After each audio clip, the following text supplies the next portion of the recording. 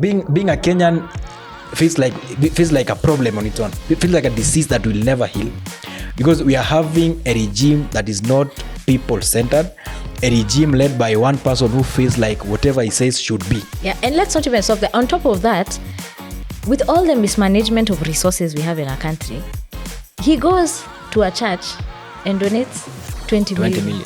You know, 20 million. If you look at the food feeding program, if they're giving every child 10, they're feeding every child with 10 bob. 20 million to a church. Those are many children. And then if you think about how much is a president's salary, it's like maybe 1.2 M. Where did he come with this 20 million? People agreed in unison that President William Samoei Ruto must go down in history as the first person to ever serve as a one-term president. A one-term president in this country. He's on record breaking histories. He was elected in 97. Yeah. He has never lost elections. He was the first deputy president to be the president. Yes. He's going to be the first president to serve one term. Yes. It's a commitment that Kenyans have made. And I mean, it's a track record, so we can allow him to continue that track record of being the first. It's a commitment that Kenyans have made, and they are serious about it.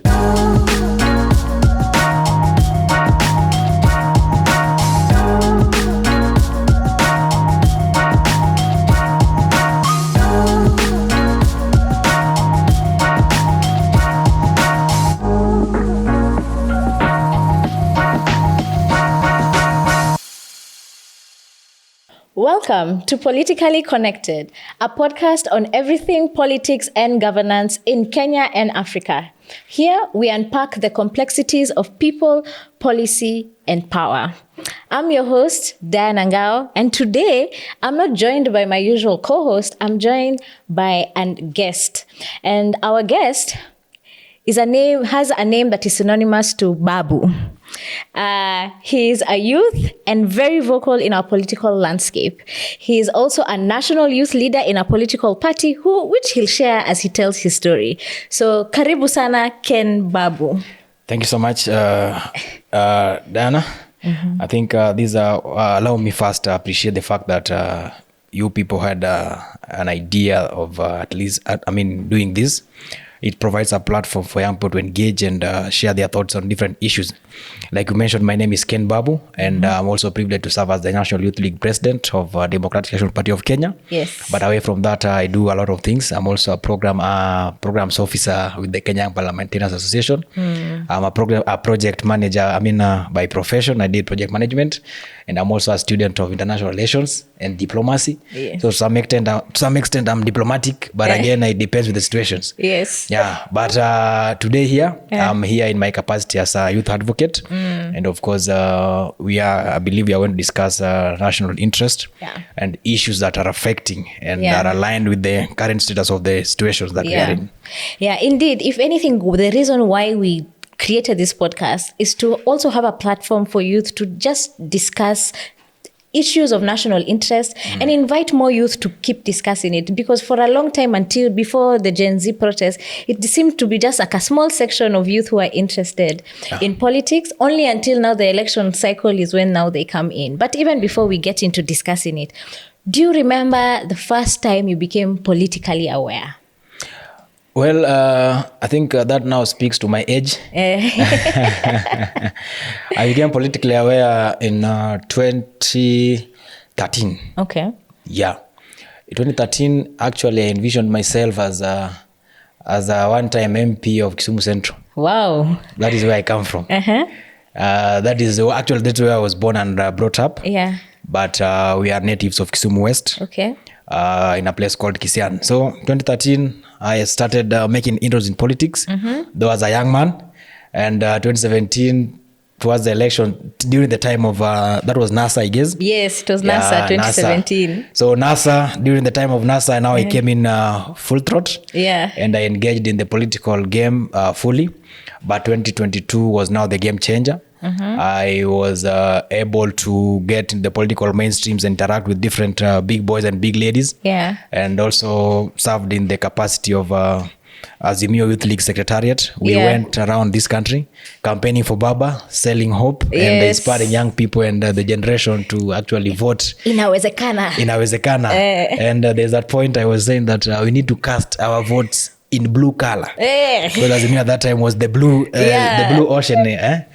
So that is my political slightly story. Okay. But again, in 2022 as well, I ran for an MCA seat in Karen. You ran for MCA? But I wasn't there in the general elections. But during the party primaries nominations there, I was trying to secure Karen.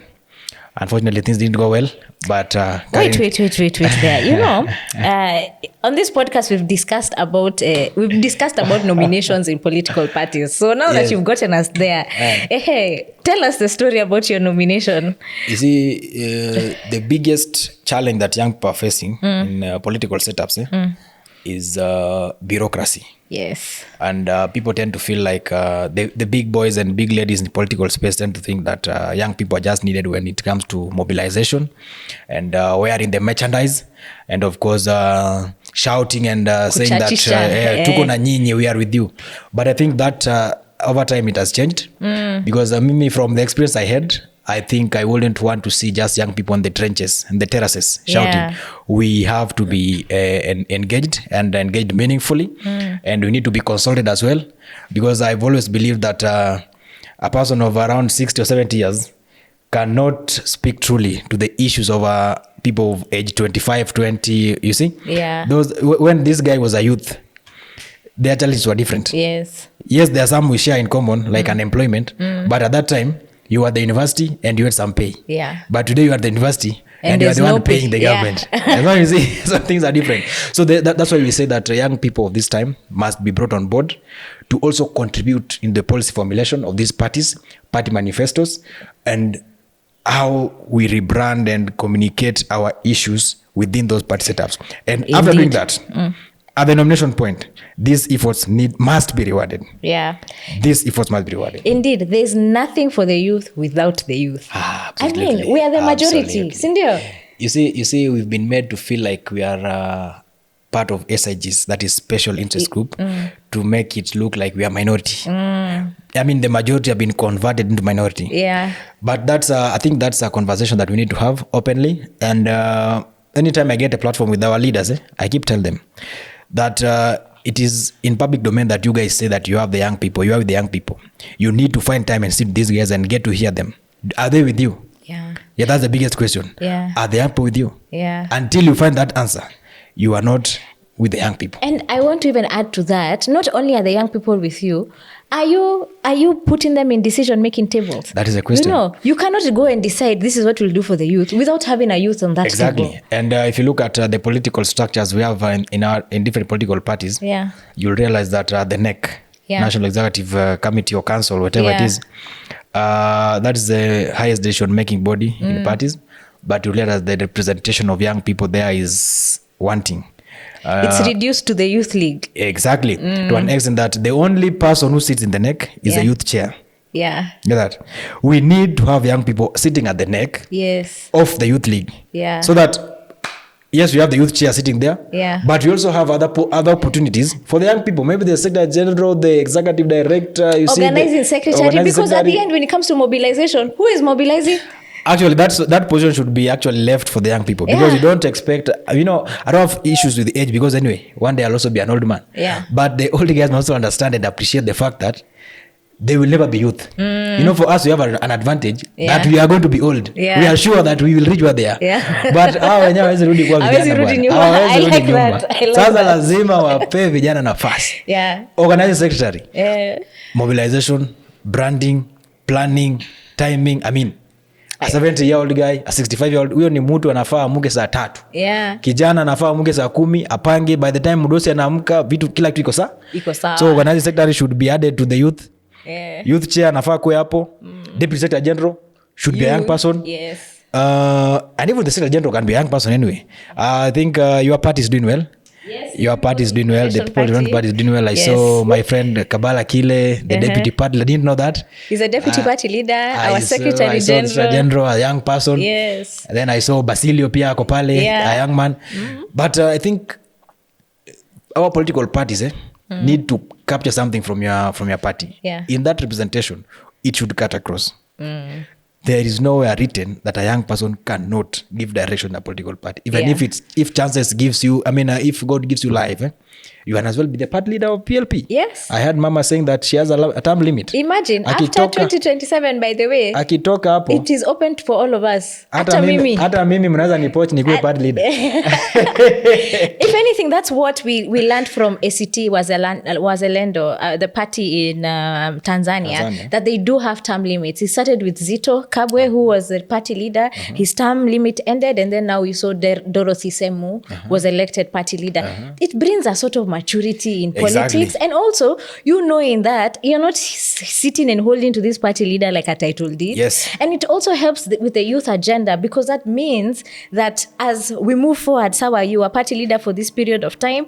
After that, it helps us also have positions, because no offense to ODM, Raila has been party leader for so long that we can't even imagine an ODM without Raila Odinga. That's the problem, and you don't have to apologize for that, because you're speaking the truth anyway. It's a challenge that you're having, and as a country, and I think we need to have that discussion.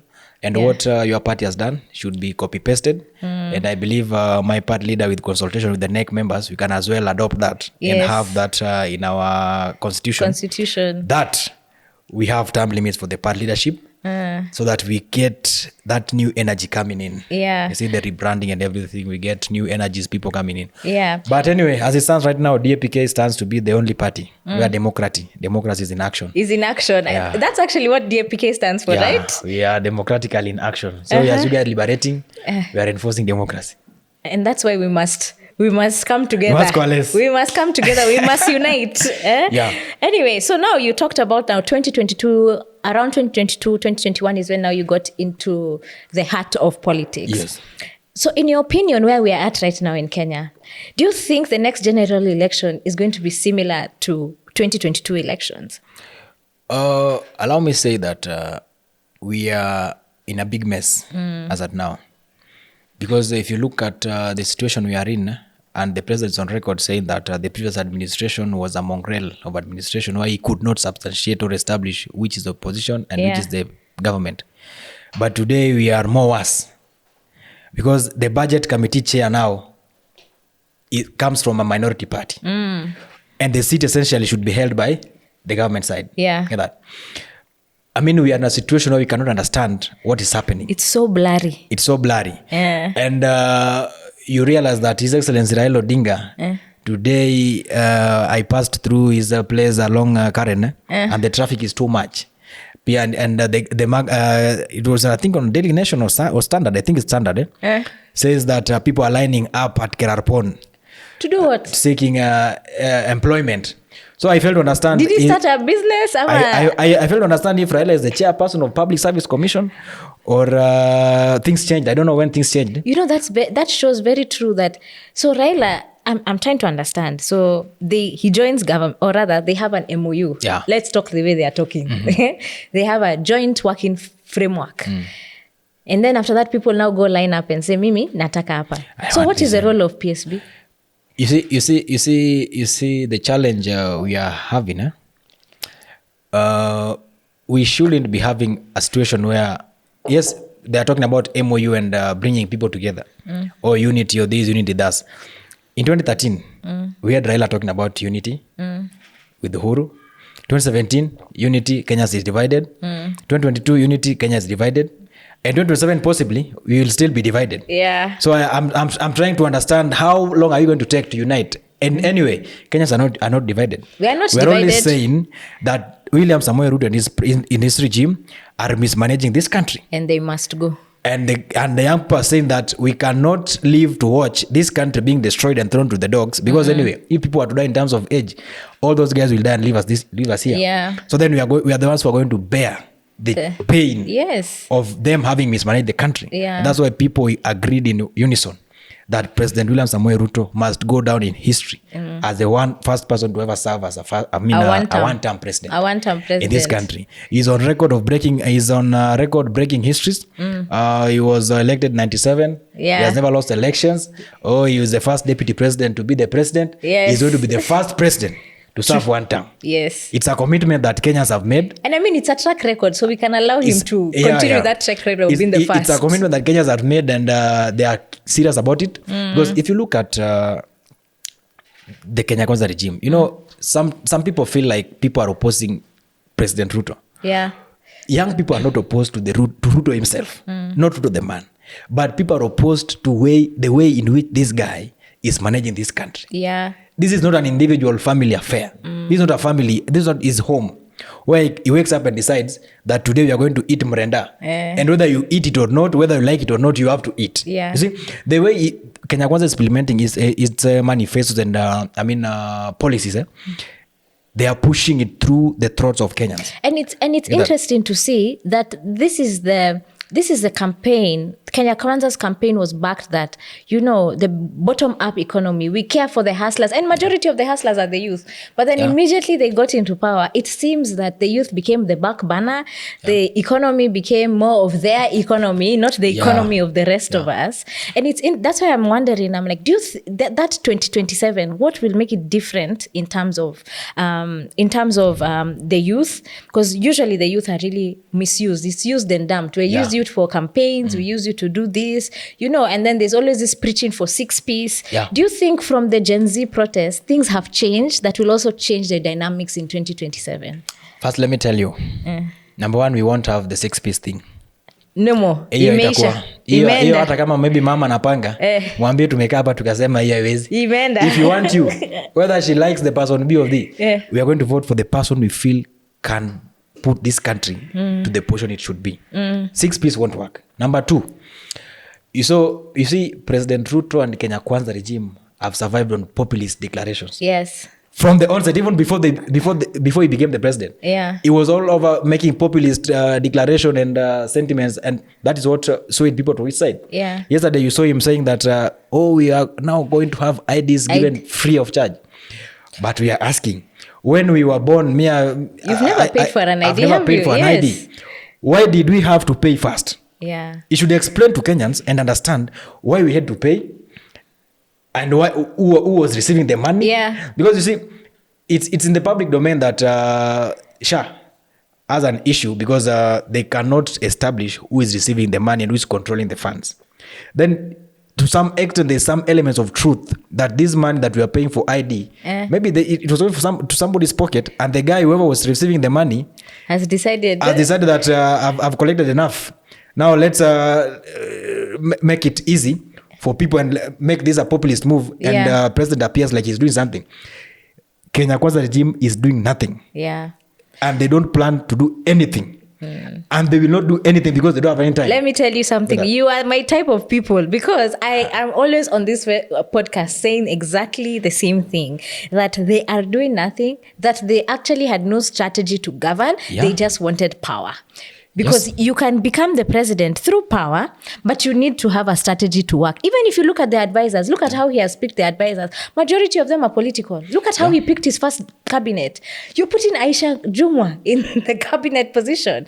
Like, it just shows, there's a book called Good and Bad Power that says that a government must be judged by its level of service to the people. That's true. And right now, as of June 25th, it was the judgment was rendered that this government has failed. Actually, you know, Kenya Kwanza lost elections on June 25th. Yeah. That is the day they signed out. Yeah. And they made, let me tell you, we've seen president going around trying to talk to people and making declarations like chapatis and everything. This is a guy who is in the final stage of death. I mean, making peace with the fact that he's going home. So he's just trying to make it appear like I'm going home a happy man, which in real sense is not happy. Let me tell you, when young people were shot at Parliament and killed, and the police officers till today, those who are involved have not been charged. That is the day Kenya Kwanza regime, led by President Ruto, went home. That is the day they went home. Because these people were not shot in Ba. Yeah. These people were not shot in Dunda somewhere. Yeah. These people were shot right in Parliament. In a public institution. Public institution. Yeah. You get that? So live on camera. It tells you the magnitude of, mismanagement of power that is happening in this government. Look at our health sectors. Nothing is happening. We have intern doctors who have not been paid for the longest time. They are not able to fund their transport. They are not able to pay their rent. They are not able to fund their lives. Get that? And we have a CS sitting there doing nothing. Yeah, just doing media rounds. And doing press left and right. Things that should be left for youth league presidents and youth league members of UDA to do. Look at education sector. We have the new funding model. It's non-functional. It's not helping anybody. Anyone. In fact, if you are from a family, if you are a parent and you have a family, you have like 5 kids and 3 are in university, you have to choose who amongst the 3 is going to university. And that is unfortunate. You know, if you look at the league of the politicians that are there now today, majority of them are born and bred Kenyan students. They went to UON. Yeah. You know, they had good school. You're telling me, you mentioned this earlier, that when you go to UON, you're also being paid. You have a... Yeah. You know, those and times, and that's why we had this crop. They had opportunities to rise very fast in their careers. Yeah. And then you look into here now, not only the new funding model has stopped, there's wrangles in almost every university. Exactly.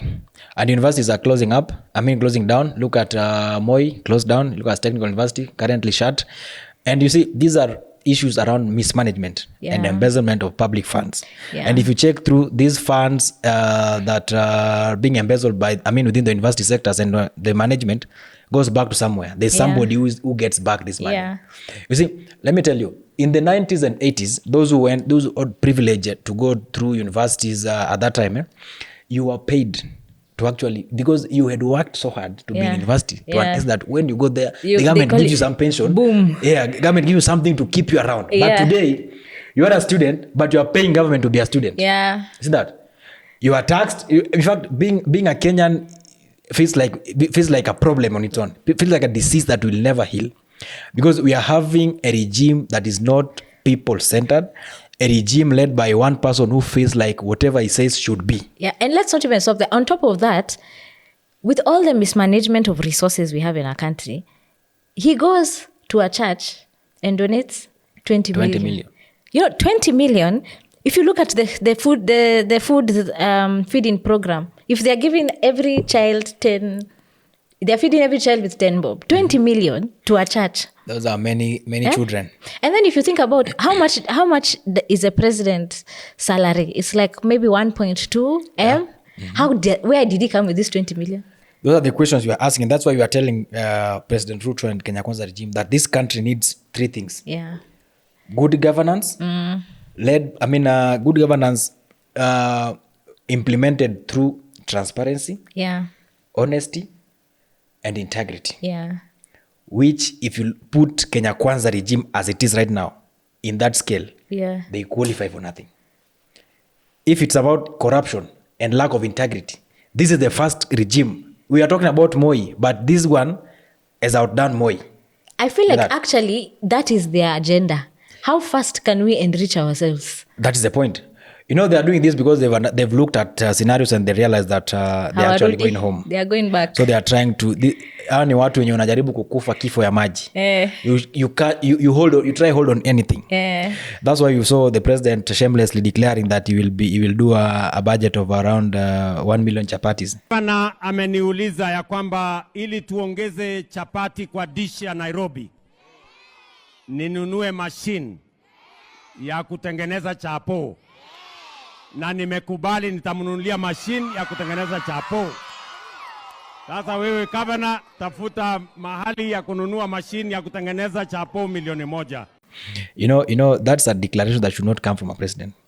A president is a big office that should mean something. That's a declaration that should be done by an elder, a village elder. Hata chief afai kufanya hiyo. Hata chief unajua za representation of a president. In the village. Hiyo inafaa ifanywe na village elder mwenye saa zingine aelewi anasema nini. Like, but ukiona William Ruto ni yeye kusema, anataka all the spotlight on him, and I feel like that's hapo ndio anaanguka pia. But I told you our president is a populist and thrives on making sentiments that maybe can spike media attention so that it just appear that the president spoke. And that's what we are saying. The word of a president should mean something. Yeah.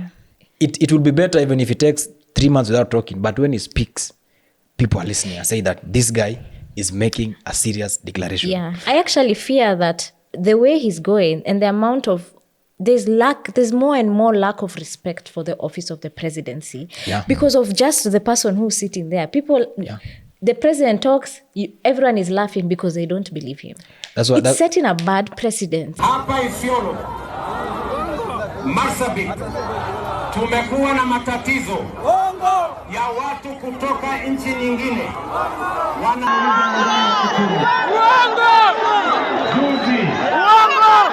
nimetengeneza serikali ya kuunganisha Wakenya wote. That's why I said people do not hate the guy as a person. Yeah. People have a problem with how he's managing this country because he's making us look like a joke, even to the international bodies. We are looking like a joke. Look at what happened in Haiti. You see, the reports we are given is one person died, but it can't be true that from that day one up to now, it's only one person. Yeah. We are being given under reports, you see. But the question is, the court stopped this issue, this mission. Yeah. But the president himself forced this issue to happen. So that now parents are losing their kids, families are losing their relatives, mothers are losing their children. Yeah. In that family, now we have a young widow. You get that? We have an orphan. Yeah. You get that? We have childless parents. Yeah. You get that? In one family because of one person. Yeah. You get that? So the president must ensure that. I mean, the president needs to understand that certain moves calls for engagement of the people. Yeah. When Haiti was happening, there was no public participation. There absolutely none. When we were doing a new funding model, there was no critical public participation. Yeah. And even adding the fee for IDs. There was no public participation. Yeah. This SHA, conversion of SHA to SHE, from NHIF to SHA. I actually saw the CS of Health on TV and she says that actually the reason why NHIF collapsed is because it had debts of up to 30 billion. But they spent 104 billion for a whole new system that is not working. Why couldn't they just pay the debts and proceed and even upgrade the system? Do some exact advancement. You see, at one point, there was a CEO at NHIF called Geoffrey Mwangi. Yeah. This gentleman did a good work at NHIF. In as much as NHIF had different challenges, issues and there. But at that point, at a pay of 500 shillings, you could walk into an hospital, you get your dialysis, cancer patients were being treated, everybody was being treated. At least if you go to an hospital with the NHIF card, you are rest assured that you will get some services. Yeah. But today at 1200 and above, you can't get anything. Dialysis patients are dying. We have mothers and children, parents dying in hospitals because no service at all. Yeah. SHA is owing private hospitals millions of money. Hard enough, they're even refusing. Exactly. If you go to a private hospital with SHA, they won't treat you because there is no that flow of cash. And we are asking, if SHA is being managed by an individual, before even we get to know how much he's managing, it is within the responsibility of Kenya Kwanza administration to tell us who is this guy. Yes. Because maybe you are saying that he's managed by an individual, but maybe it's the guy that you're suspecting is the one managing SHA. So we need to know who is managing SHA. Yeah. And then now we can now take action as Kenyans to have this guy explain to us why is managing SHA and where's the money. Yeah. Why are there so many system lapses? Why is all this happening? And that, when you talk, in all our conversation where we're at right now, it seems that the country is actually falling apart. We are actually almost getting to a point that we are a failed state. If there's no basic education, if there's poor health services, if you can't access almost any government office properly without paying kitu kidogo, we seem to be just on a fast track backwards.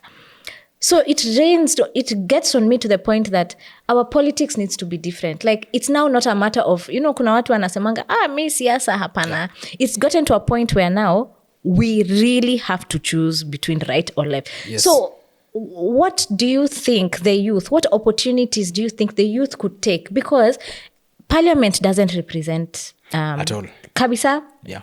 And sometimes even the county assemblies are also exactly.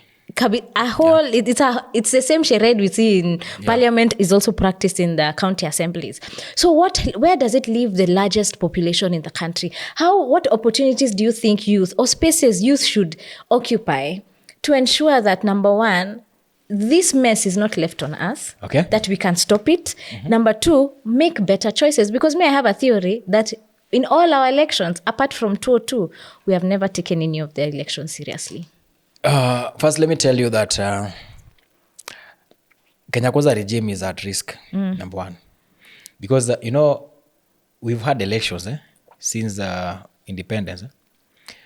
But it is only Kenya Kwanza regime that had a group of young people who have never voted before. They've never participated in the political process. Their first interaction with the political issues was to reject a finance bill that has been projected and submitted by President William Ruto.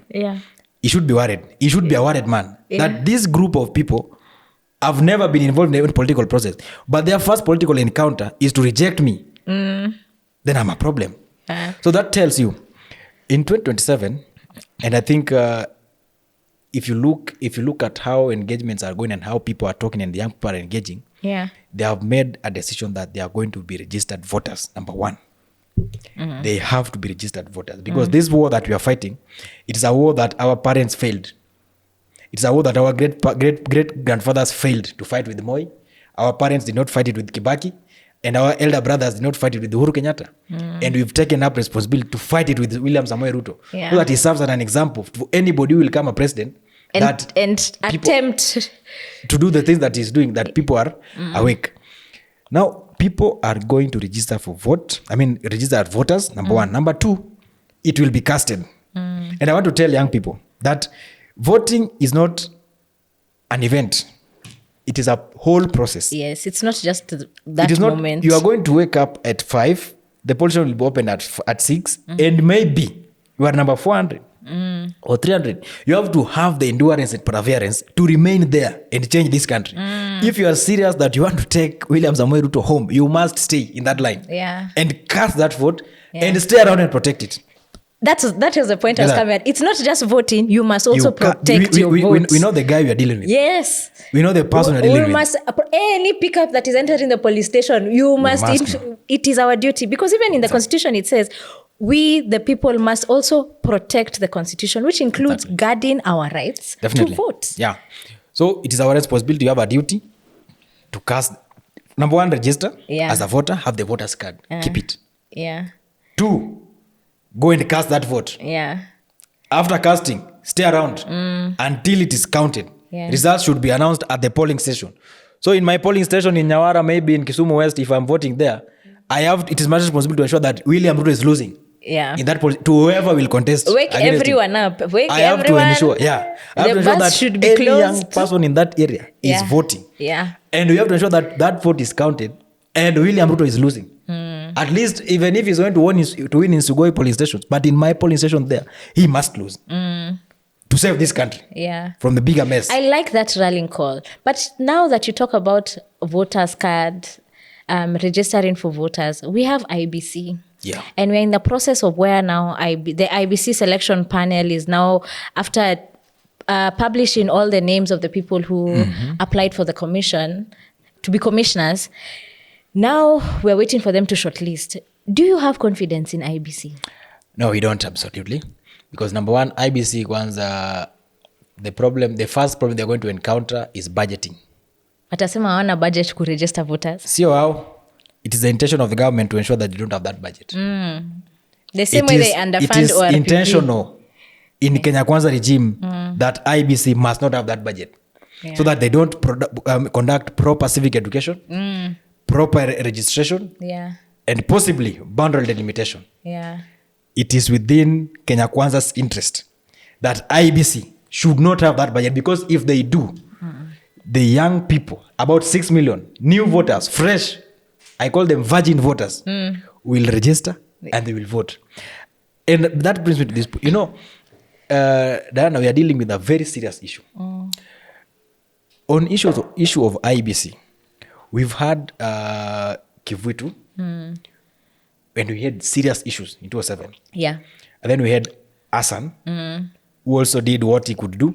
And then we had Chebukati. You see, Chebukati died one of the hated people in this country.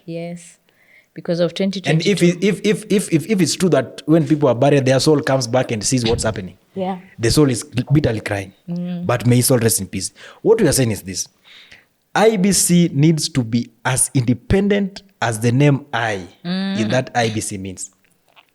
But what we have today and what we had in 2022, the I in IBC means something different. It means interest. interest. Get Yes. that? So the it depends interest on- of the highest bidder. Let's make Exactly. it like So the it dep- interest of the highest bidder. You see, so what we are, as a people, we are hoping that the IBC that we'll have will be as independent as possible. And this is a task that we are giving Dr. Makanda, the chairperson of the selection committee. He is on radar. If he wants to go the direction that other people have gone, pia ni sawa. He has the liberty to choose, make a choice.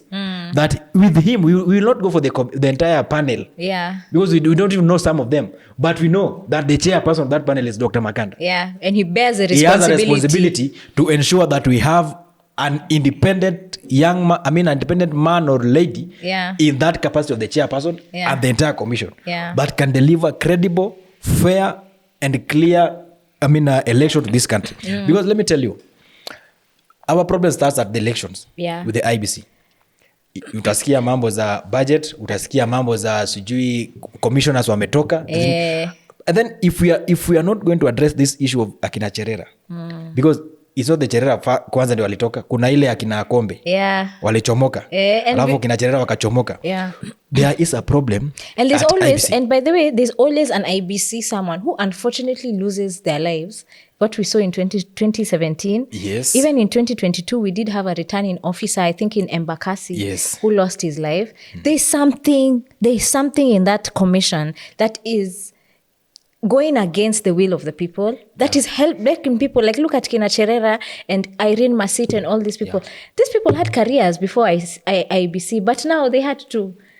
You see, it's like your career completely dies. That's what I'm saying, that there's a problem that we need to sort out in IBC. Leave alone the commissioners themselves. There's a problem. There's a problem within that makes it possible for the commission to disintegrate and say you have 4, you have 9 on this side. So until we are told, and this is the responsibility of the current CEO, Majan Hussein Majan, he bears the responsibility of telling Kenyans that this is the problem and we are seeking your guidance how to sort it out. Because if we don't, I'm telling you, by 2026 or 2027, we'll be having an IBC with factions. Because the proposal was that each and every party should have their own representation. Yeah. That's where the problem will start. That is where the problem will start. We need it to be partyless. It should be partless, tribeless, with zero interest. You see, let me tell you, the Kenya Kwanza regime, and this is not an accusation, but if you look at how they are operating, the president has captured parliament. And Senate. The entire parliament, the National Assembly and Senate, is in charge of the executive. In fact, I'm told he's actually he's the cabinet secretary for everything. And he's the advisor as well. The president has realized that he cannot win elections at the ballot in 2027. It is classified. It is clear that he cannot take it at the ballot. So mess with the other institutions. So he's trying to capture the institutions that can influence. The same state capture that they were talking about when they were campaigning. That is exactly what he's practicing. And they cannot come back with the hustler narrative, ulabalus and everything that they were doing. And as at now, the Kenya Kwanza regime has nothing to tell people that you gave us the opportunity and we've delivered this. Nothing. Unless they want to tell us they have delivered chapatis. Hata leo wanafunzi wamelala njaa. Kuna chapati imefika. So you see, what I'm saying is we must look into the IBC issue critically and get to know where the problem is before we get ourselves into bad situations. Number 2, there must be an intentional to budget that IBC fully so that they do what they need to do. So what I'm hearing from you, apart from, yes, we do have to we have to make sure that we find out what the issue is in IBC. What I'm hearing from you, as we the youth, who are the majority, by the way, we are not a special interest group, we are the majority in the country. We have to remain vigilant. Extremely. We must always be looking at these politicians. We must look at parliament, whether it's captured or not. We must ensure that all these critical institutions that we donate power to must be able to give us free, fair, credible, elections, number one. Number two, must represent our interests. Exactly. Yeah, so that means even the way we know, the way the way people knew what was wrong with the finance bill and why they were rejecting it. So that means from June 25th up till today, when is today? The date today is 14th March, and till 2027, we must remain vigilant. We cannot leave it to the media. We cannot leave it to. We must remain we have vigilant. a responsibility to keep, and I keep saying that the young people are the opposition in this country. Yeah, we are the opposition, and we have single responsibility to ensure that this government is kept at check. You see that NADCO thing? Yeah, you've heard the pages. 200 and something. It is intentional that thing should be as bulky as possible. Hata inaweza kuwa 5,000 pages so that you don't find time to read it. But they know which page, if they know exact page they flip, they hit. They flip, they hit. You see, why should we have the office of the Prime Minister just to balance aftermath of the election to accommodate the person who lost the election? So what is the point of having elections then? We shouldn't have the elections. We should just have, people sit down and say, okay, you are going to be president, you'll be Prime Minister, because chances are that you are likely to lose the elections. Yeah. You get that? So then, the NADCO thing, and you saw my party leader was part of the NADCO committee, but he did not sign that thing. Yeah, he refused. Because actually, out of Azimio, it is him and Martha who said nope. Exactly. Because after consulting with us, maybe I did my submission to the NADCO you did? committee. I did my submissions. Yeah. And the issues around young people, some of which were not even captured. But after my party leader having consultation with the party, and we had a sit down and talk, had the discussion, we came to realize that this was a duped process. It was meant to serve certain interest. It was power sharing. And it was not people centered. Yes. Because if you look at the NADCO as it is, tell me any recommendation in NADCO that speaks to your interest. There's nothing. All of them, including extending the term limit for Senate. There's nothing. There's absolutely nothing. Like we said earlier on, if we extend the term limit for Senate, MPs will bring their question. Yeah. Why not them? PRCC. After that, the president will now be asking. Yeah. Or even his lieutenants will now push. And we saw Gerard Gay, senator, pushing the agenda of having the president go for 7-year term. You see, these are things that are possible if we don't take we're not vigilant. Issues of this country at heart and look at them. Yeah. That's why I want to call upon young people that we are the opposition. We are the eyes. In fact, young people who have been privileged to be in this town. May I say any young person in this town is a youth of privilege. Yeah. Because we have many young people in the villages who do not have the platform to even communicate this. We are the eyes of those people who are not able to see these guys eye to eye. You know, a member of parliament in the village is a very big person. Yeah. A very serious person. But in this town, they are just people who masquerade around and walk around. You see? In fact, people, since 25th, they've lost the salt. Nobody cares about an MP. For what? Walijificha kidogo hata after 25th. If you think you are that important, go take your importance to your family. Yeah. They need it so much. So you see, we need to have a working system. And for this system to work, the young people must be involved. And we must involve ourselves. We must keep a check the government in all aspects of implementation. We must ensure that every system, everything is working. Yeah. Today, and I want to direct to President Samoei. If he thinks that things are going well, Your Excellency, just walk into the immigration office and see the number of young people who are struggling to get visas and get out of this country. Young people are running away from this nation. And you should be worried that every Monday you hold rallies, and it is full of young people. That should be a communication that the level of unemployment and joblessness of young people in this country is too high. And it's dangerous because we saw what happened in Mathare. Immediately the president was there. People were attacked, people were robbed and lost. Kenyans lost a lot of things. Absolutely no accountability. There's no accountability. And my question is, if thieves can find confidence to steal in a meeting where the president is, then it communicates that maybe birds of a feather flock together. And then that gives us a question. What are the priorities of President William Samoei Ruto? Because the level of unemployment in this country is skyrocketing. And if you don't sort it today, and you see these young people, stealing from their colleagues, the next day, they'll be coming for you.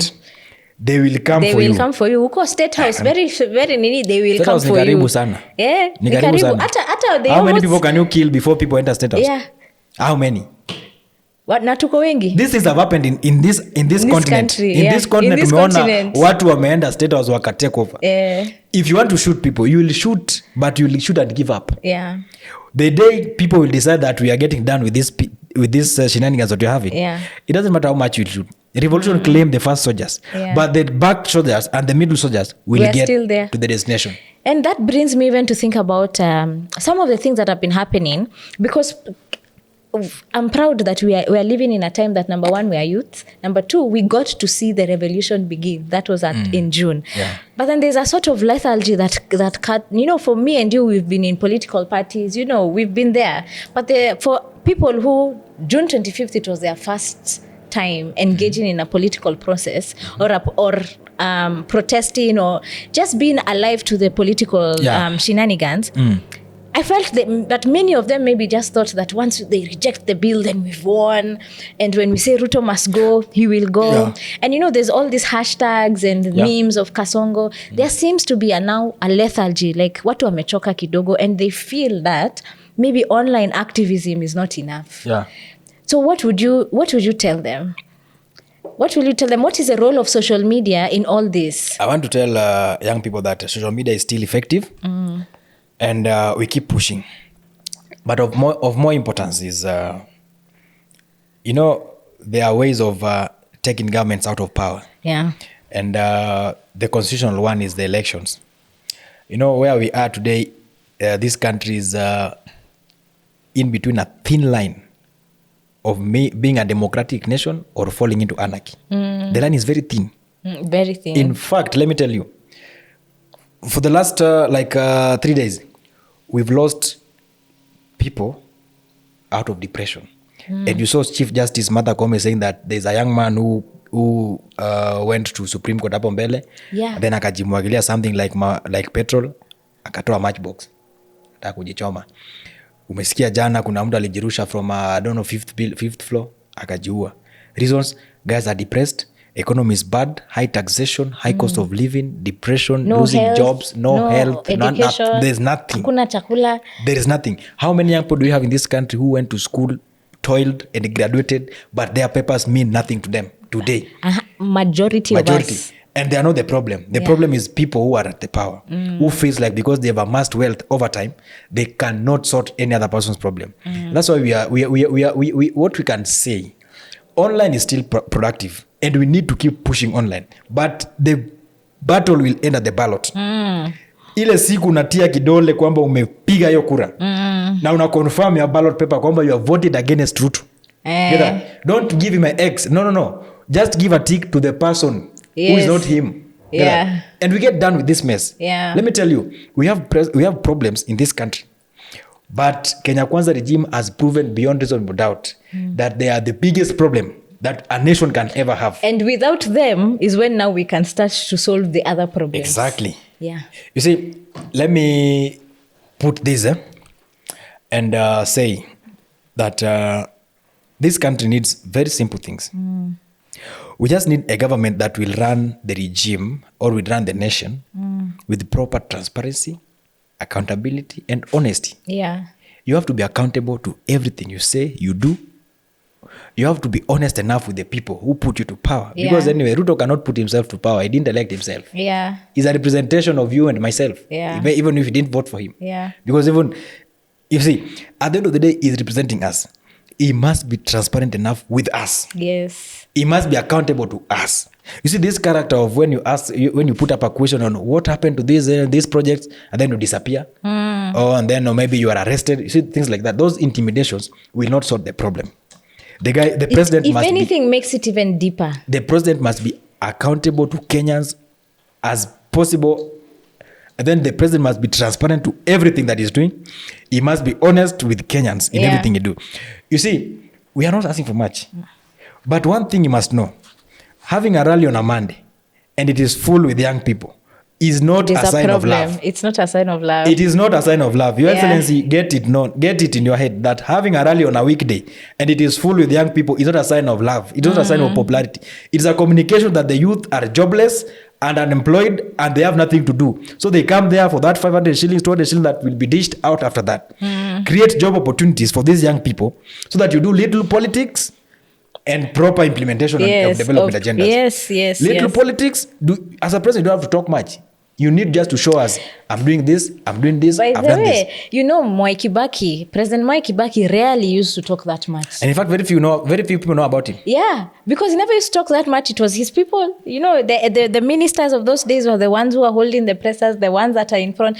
But Mwai Kibaki only came out in our previous episode, we had Mbogwanganga, who's a really accomplished author. Mm-hmm. And he says that in his time in journalism, he was a journalist at that time when Mwai Kibaki was in office, and he says that Mwai Kibaki, when he came out, one presser when they were called is when he says, I only have one dear wife.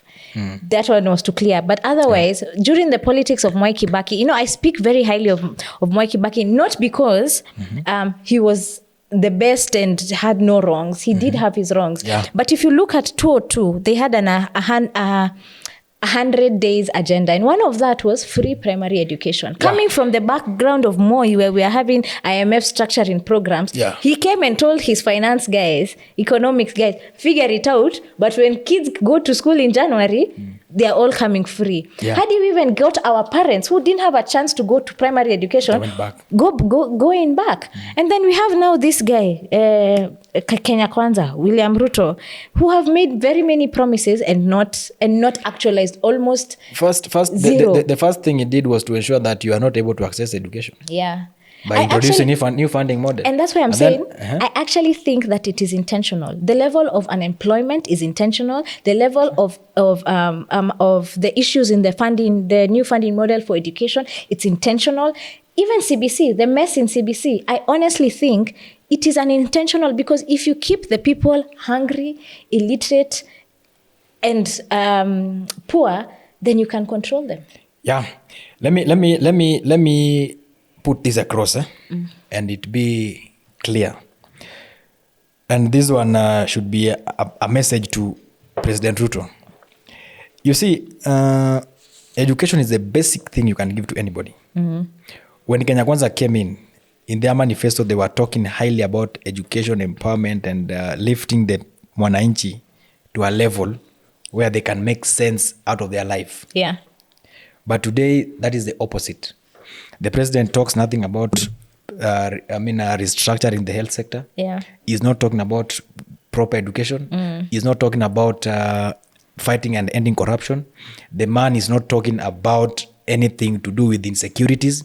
Our guy is not talking about the kidnappings, the kidnaps and everything to do around that. These are the things that we want to hear. When he takes to the mic and gets on top of that expensive Lexus sunroof, we know he has the money. He's been around since 97, the eras of 500 shillings. He has it all. But let him speak to the issues that touch the common mwananchi. If Ruto was to be sick today, or even one of his relatives or anybody, they won't use SHA. They will not use SHA. They'll fly out of the country. They'll fly out of the country, South Africa, US, and get proper medication. Medication. But that mwananchi, whom he wants to shout for him and celebrate him, gets sick or gets knocked down in that rally and dies at KNH, struggling with issues of SHA and everything. Very unfortunate. So the president, this country is not demanding much from you. And I say this and I keep saying, just three things: accountability, transparency, and honesty. Those are very basic, simple, and nobody will even talk about you. Kibaki died a peaceful man, and nobody, till today, there are people who do not know that we had a president called Kibaki. Yeah. Not because he was not popular, but he was not a man of populist and propaganda and drama. Yeah. But today, even a 2-year-old kid knows that there's a president called Kasongo. Yeah. And they know this guy negatively. Yes, negatively. People who are not even sure. They know him as Ruto must go. These are people who will not even vote in 2022. Yeah. And they know that there's somebody in this country. We've never met him, but he's called Kasongo. Yeah. And this guy thrives in lying and making fake promises. You see? Yeah. That is the saddest situation that we are in now. But I have a question now that we agree on so many things that, of course, not just President Ruto, but just his embodiment is what we want different. He must go. Yeah. But we also have a recognized opposition. Yes. We have a recognized opposition, and because they may have been in the game longer than us, because we say like us, we the people, the youth are the opposition. But when you look at it, they are the recognized opposition. Yeah. How can we either, if it's not partner with them, or what would be your advice to the opposition to ensure that William Ruto goes home? You know the way Methu said njia ya kwenda Sugoi. Yes. I think in fact ile ya Methu naona iko refu sana. We need to get the shortest route possible. Shortest route. Tutamkombolea hata chopa. Mambo ikiwa ngumu kidogo, tutamkombolea chopa. Dakika kama 45 hivi wako nyumbani. Tukimpeleka ni barabara Methu atakaa sana. Anaweza tuletea shida hapa kwa barabara. Anaweza kwa hapo anaweza badilisha mind. Hapo Narok anaweza kwa kidogo. Hiyo traffic anaweza mshika change mind. So we get him a chopper very fast, 45 minutes. So what we need to do is with the opposition, the opposition leaders, Kalonzo Musyoka, Honorable Martha Karua, Honorable Eugene Wamalo, and the team, we need to have a collaborative engagement with the young people. Yeah. Because it is quite clear that the young people are truly up in arms that this government must go. Yeah. And you also buy that idea. So we need to find a common ground and collaborate with the Gen Z and the youth to ensure that we contest, we vote, we register, and we take this government home. They must open up their parties for the youth. They have to open up their parties for the youth. Yeah. And it should not just be opening, but it should be meaningful and intentional engagement in the sense that youths must be given tickets to run for elections. Youth must be given an opportunity to contest in those parties, in the ballot, party positions, and at the ballot. Youth must be given an opportunity to lead and give guidance on certain policy formulations, so that when we form government and we want to implement, we have faces and people who understand like us and can really articulate issues. You see, when you are talking, when I'm talking, I talk on behalf of young people. And there are people who resonate with what I'm saying and they buy my lines of thoughts. Yeah. There are people who just listen to what I say and they say, oh, that's the position. They don't even want to hear any other thing. Yeah. If they don't see me talk in gatherings and meetings that we have our leaders, and it's only the leaders who are talking, they disregard that meeting. It's the usual group. It is the usual group that is talking. We want to see, when they see Ken Babu stand there and say, now this is the position of the young people, they say, okay, Sasa, we are here. You see? Because this young man is talking exactly what the language you understand. You know, when, let's say, my part leader or your part leader or let's say, Rigathi Gachagua comes to speak, there is a group that listens to him full time. Yeah. And then there's a group that switches off in the middle. Same to me. There's a group that will listen to me and there's a group that will switch off. These two groups are not the same. Yeah. They are different. That's why you must collaborate and ensure that you communicate objectively to ensure that somewhere William Ruto and the Kenya Kwanza regime goes home. Do you think Rigathi Gachagua has had a Damascus moment? You know, before, when he was deputy president, he was talking about shareholders this, shareholders that, which branded him more of like almost a tribalist. And then now he got impeached, which we all saw that it was just a rubber stamp. It was not really an impeachment. It was more of like a rubber stamp for William Ruto. I was at the public participation of impeachment at Bomas and we were beaten seriously. Myself and Morara. By who? Why? We were beaten seriously because we said that they have to go, both of them. If Rigathi Gachagua was that bad, then whoever picked him as a running mate is worse. Is worse. Yeah. So what do you think? Do you think that he has had now like a, let me call it like a Damascus, come to Jesus moment, that now he's like, kumbe, the person I was with and the things we were doing are wrong? You know, it takes time to understand even your wife. So Rigathi Gachagua had to take time to understand the guy he was transacting business with. Yeah. But he realized that truly this is not the guy I thought he was. Yeah. You know, when you are still dating a girl, and you stay at different apartments, there are certain things you don't know. Until you come together. You don't know about the lady and the lady doesn't know about you. Until you come together and then you realize that, no, this cannot work. We have to divorce. This thing of impeachment, it's just that Rigathi was the deputy. Even if the Ruto was the deputy of Rigathi, still Ruto could have been impeached. The marriage could have ended because it was not bonding. Rigathi thought in his mind, and if you listen to him talking, he went there with an open hand. Yeah. Clean hands. But the guy alipicha kadi chini ya meza. So he didn't experience a Damascus moment, I can't say it, but I can say that he was true to the cause, but he was dealing with a con man. He was conned.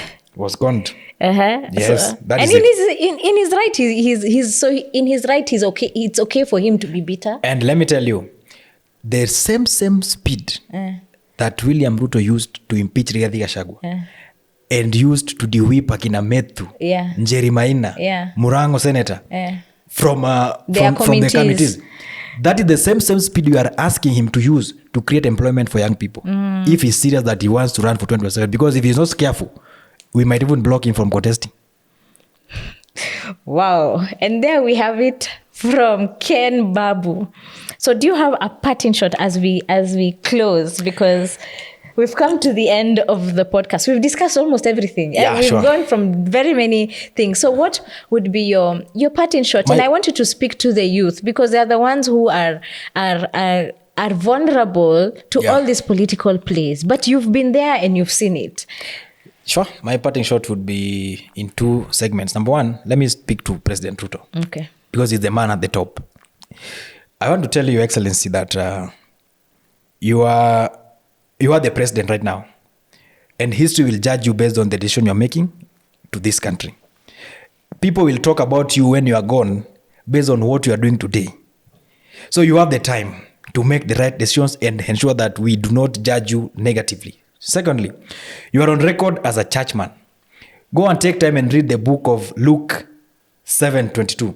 The story of John the Baptist and Jesus. When John sent his disciples to Jesus to ask him if truly he is the one, Jesus told the disciple to tell John that go and look at the signs. Go and find out if the blind are seen, if the dead have risen, and if the crippled are walking. And they found out that truly these things have happened. And they made a decision that truly this is the one. Today, William Ruto, if we come to you and ask you, are you the one? You don't have to stand on your sunroof and start explaining yourself. Just tell us, Ken Babu, go and tell the youths of Kenya to look at SHA, if it's working, to look at universal university funding model, to look at the high taxation, to look at the economy, to look at the education system. If those things are working, then I, William Samoei Ruto, I am the one. And I can tell you, those things are not working. So, Your Excellency, we are asking you, are you really the one that we're expecting? And then to the young people, I want to tell you that this is the time that we have to put a stamp. For the last 60 years, we've not been taken seriously in the political space. And if we don't take advantage of the situation and the environment we've created ourselves, we are going to go back to the status quo.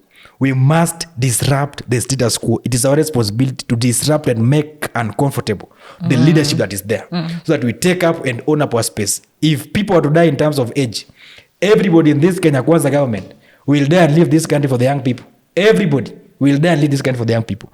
And we are going to bear the burden of the mismanagement and corruption that is being implemented today by this government. So we have a responsibility to come up and ensure that this government is kept at check. Come up in 2027, register as voters, and vote. Don't just vote, but also contest and seek those elected positions. We want a parliament of under 35, at least 120 MPs, who can make independent, informed, and timely decisions. Thank you so much. Tupatane kwa debe kama voters na tena contestants. Where can they find you, Ken? You can find me on my Twitter handle at this Ken Babu. At this Ken Babu. This Ken Babu. Yes. And then, of course, Facebook page, Ken Babu. Yeah.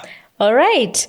There you had it from our guest today, Ken Babu. There's nothing for the youth without the youth. Before even you register as a voter, you should subscribe to this podcast, because this is a place where you will get to hear the voices of the youth in different spaces, making a huge impact, as you've heard from our guest today, Ken Babu, who is the National Youth League Chair of DAPK, and who's the party leader is Honorable Eugene Wamalwa.